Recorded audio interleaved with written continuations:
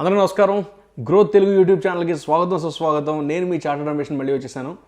ఇవాళ మనం డిస్కస్ చేయబోయేది ఏంటంటే ఇటీవల కాలంలోనే చాలా కంపెనీలు స్టాక్ మార్కెట్లో లిస్ట్ అయిన కంపెనీలు డివిడెండ్లు అనేవి డిక్లేర్ చేసాయి.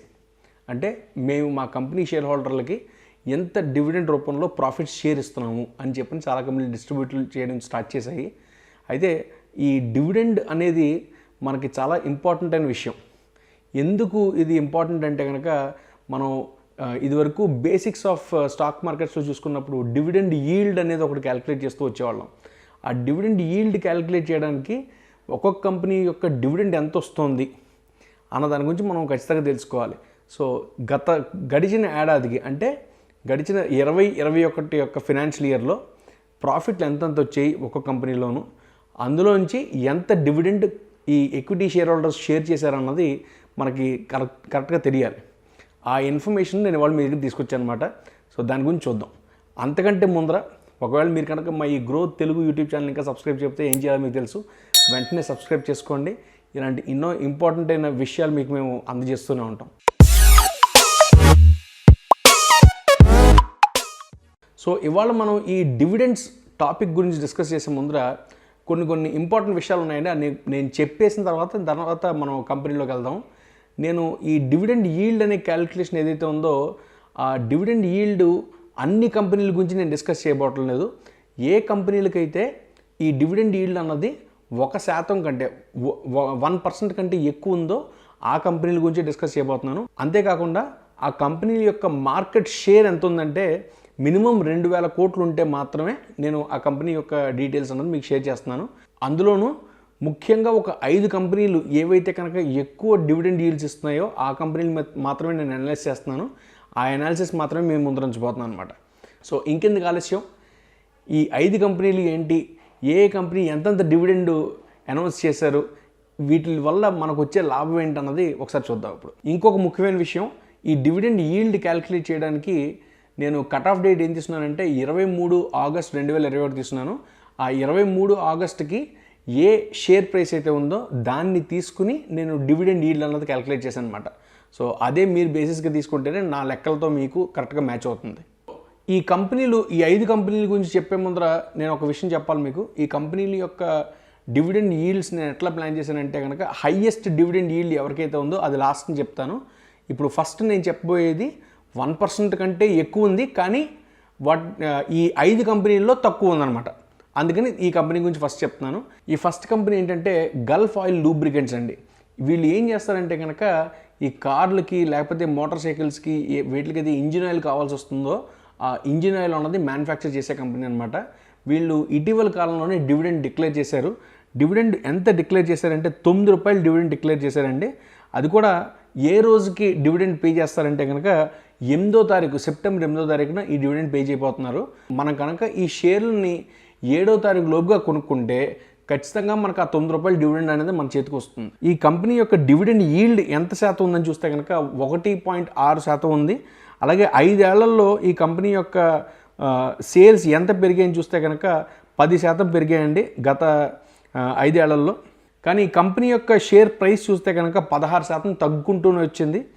అలాగే 5 ఏళ్లలో ఇది ఇచ్చిన రిటర్న్స్ ఎంత చూస్తే కనుక కాంపౌండెడ్ యాన్యువల్ గ్రోత్ రేట్ చూస్తే కనుక -3%, అంటే 3% తగ్గిపోయిందనమాట. ఎవరైతే 5 ఏళ్ల క్రితం ఇన్వెస్ట్ చేశారో వాళ్ళకి ఇప్పుడు ప్రస్తుతానికి వాళ్ళ రేట్లు చూస్తే కనుక 3% తగ్గిందనే చెప్పుకోవాలి.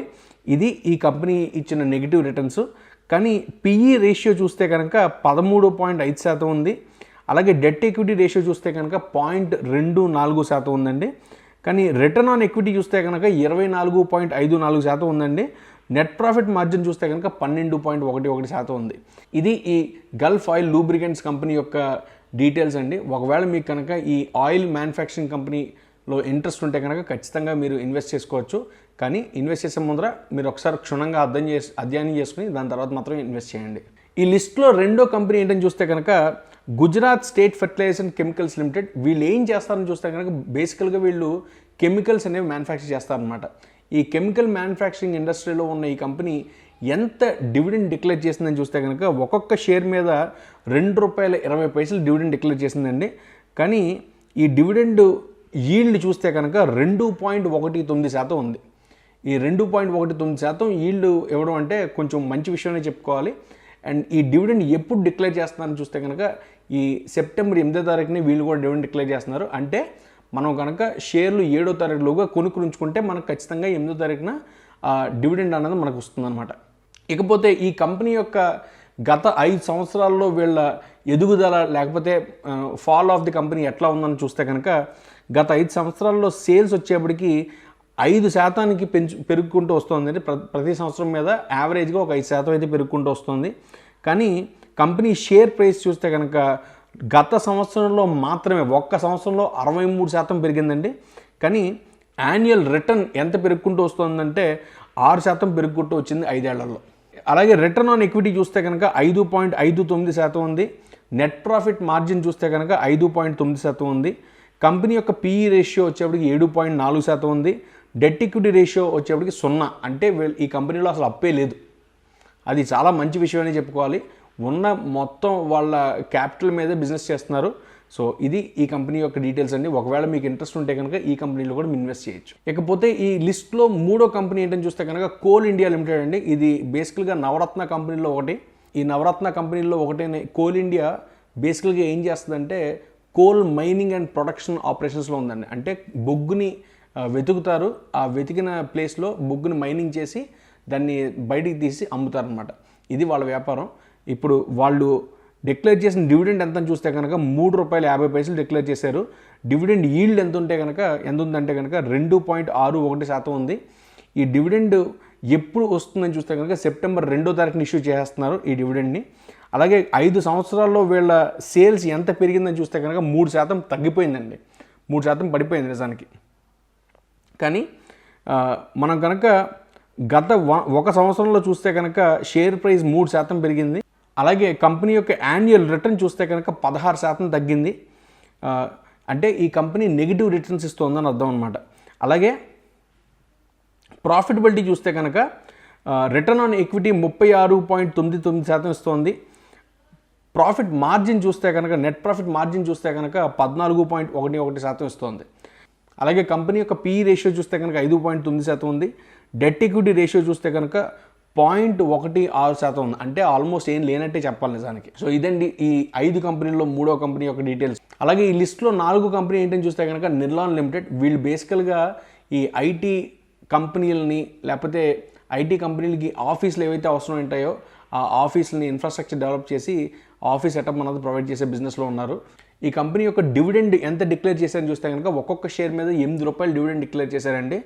అలాగే డివిడెండ్ ఈల్డ్ చూస్తే కనుక 2.71% ఉంది. అలాగే డివిడెండ్ ఎప్పుడు ఇష్యూ చేస్తున్నారని చూస్తే కనుక 15వ తారీఖున ఇష్యూ చేస్తున్నారు. అంటే సెప్టెంబర్ 15వ తారీఖున ఇష్యూ చేస్తున్నారు. సో ఖచ్చితంగా సెప్టెంబర్ 14 లోపుగా మనం షేర్లు కొనుక్కుంటే ఈ కంపెనీలో మనం ఈ కంపెనీ యొక్క షేర్ యొక్క డివిడెండ్ కూడా మనం ఎంజాయ్ చేయొచ్చు అనమాట. అలాగే గత 5 ఏళ్లలో ఈ కంపెనీ యొక్క సేల్స్ ఎంత శాతం పెరుగుకుంటూ వచ్చాయని చూస్తే కనుక 2% పెరుగుకుంటూ వచ్చేయండి. అలాగే కంపెనీ యొక్క గ్రోత్ రేట్ కనుక ఎంత పెరుగుకుంటూ వచ్చిందని చూస్తే కనుక 20% పెరుగుకుంటూ వచ్చింది ప్రైస్ యొక్క గ్రోత్. కాంపౌండెడ్ యాన్యువల్ గ్రోత్ చూస్తే కనుక 7% పెరుగుకుంటూ వచ్చిందండి. అలాగే కంపెనీ యొక్క రిటర్న్ ఆన్ ఈక్విటీ చూస్తే కనుక 24.78% ఉంది. నెట్ ప్రాఫిట్ మార్జిన్ వచ్చేప్పటికి 40.2% ఉంది. ప్రైస్ ఎర్నింగ్ రేషియో వచ్చేప్పటికి 21.72% ఉంది. డెట్ ఈక్విటీ రేషియో వచ్చేప్పటికి 1.7% ఉంది. సో ఇది ఈ నిర్లాన్ లిమిటెడ్ యొక్క డీటెయిల్స్ అండి. ఇకపోతే లాస్ట్ కంపెనీ దేనికైతే నేను ఎంచుకున్న 5 కంపెనీల్లో ఎక్కువ డివిడెండ్ ఈల్డ్ ఉందో ఆ కంపెనీ గురించి చెప్తున్నాను. ఈ కంపెనీయే PTC ఇండియా లిమిటెడ్. ఈ PTC ఇండియా లిమిటెడ్ అన్నది ఎలక్ట్రిసిటీ ట్రేడింగ్ కంపెనీ అండి. ఈ PTC ఇండియా యొక్క డివిడెండ్ ఎంత డిక్లేర్ చేశారని చూస్తే కనుక ₹5.5 డివిడెండ్ డిక్లేర్ చేశారు. అంటే ఆ డివిడెండ్ ఈల్డ్ చూస్తే కనుక 5.99% ఉందండి. దగ్గరగా 6% డివిడెండ్ ఈల్డ్ ఉందని చెప్పుకోవచ్చు. ఈ డివిడెండ్ యొక్క ఎక్స్ డివిడెండ్ డేట్ అంటే ఏ రోజైతే డివిడెండ్ పే చేస్తారని చూస్తే కనుక సెప్టెంబర్ 8వ తారీఖున వీళ్ళు డివిడెండ్ పే చేస్తున్నారు. అంటే సెప్టెంబర్ 7వ తారీఖు లోపుగా మనం ఈ షేర్లు కొనుక్కుంటే ఖచ్చితంగా మనకి ఈ షేర్లు అనేవి వాటి మీద ఒక్కొక్క షేర్ మీద ₹5.99 మనకి డివిడెండ్ కింద వెనక్కి వస్తుంది. అదే కాకుండా 5 ఏళ్లలో ఈ కంపెనీ యొక్క సేల్స్ ఎంత పెరిగిందని చూస్తే కనుక 6% పెరిగింది. అలాగే గత 1 సంవత్సరంలో మాత్రమే 56% ఈ షేర్ ప్రైస్ అనేది ఇంక్రీజ్ అయిందండి. 5 ఏళ్లలో ఈ కంపెనీ యొక్క కంపౌండెడ్ రిటర్న్ ఎంత ఉందని చూస్తే కనుక యాన్యువల్ కంపౌండెడ్ రిటర్న్ 4% ఉంది. అలాగే ఇన్ టర్మ్స్ ఆఫ్ ప్రాఫిటబిలిటీ చూస్తే కనుక రిటర్న్ ఆన్ ఈక్విటీ 10.74% ఉంది. అలాగే నెట్ ప్రాఫిట్ మార్జిన్ వచ్చేటప్పుడు 2.57% ఉందండి. సో పీటీసీ యొక్క ప్రైస్ ఎర్నింగ్ రేషియో చూస్తే కనుక 5.67% ఉంది. అలాగే డెట్ ఈక్విటీ రేషియో చూస్తే కనుక 2.21 ఉందండి. ఇది ఈ 5 కంపెనీల యొక్క డీటెయిల్స్. ఒకవేళ మీకు కనుక ఆసక్తి ఈ కంపెనీలో ఏదైనా ఉంటే ఖచ్చితంగా మీరు ఆ కంపెనీ యొక్క డీటెయిల్స్ అన్నీ బాగా అధ్యయనం చేసి దాని తర్వాత ఇన్వెస్ట్ చేయండి. మేము ఏదో చెప్తున్నాం మాత్రం ఖచ్చితంగా చేయొద్దు. ఈ 5 కంపెనీలే కాకుండా చాలా కంపెనీలు డివిడెండ్ డిక్లేర్ చేసేవి. ఏవైనా కంపెనీలు కనుక మీకు నచ్చినవి ఉంటే కనుక మాకు ఖచ్చితంగా తెలియజేయండి. వాటి గురించి కూడా మేము ఖచ్చితంగా ఈ అనాలిసిస్ అన్నది చేసి చెప్తాము. అలాగే కాకుండా ఇంకా మిగతా కంపెనీలు ఏవేవైతే డివిడెండ్లు డిక్లేర్ చేసాయో వాటి గురించి కూడా ఖచ్చితంగా వచ్చే వీడియోలో మీకు మేము అప్డేట్స్ ఇస్తూనే ఉంటాం. అంతవరకు స్టే ట్యూన్. ఖచ్చితంగా మా ఈ గ్రో తెలుగు యూట్యూబ్ ఛానల్ని సబ్స్క్రైబ్ చేసుకోండి. అలాగే బెల్ ఐకన్ ప్రెస్ చేయండి. సో దట్ మీకు నోటిఫికేషన్స్ మేము ఇలాంటి కొత్త వీడియోలు ఏమైనా చేస్తే కనుక మీకు నోటిఫికేషన్స్ కూడా వస్తూ ఉంటాయి. అంతవరకు నమస్కారం.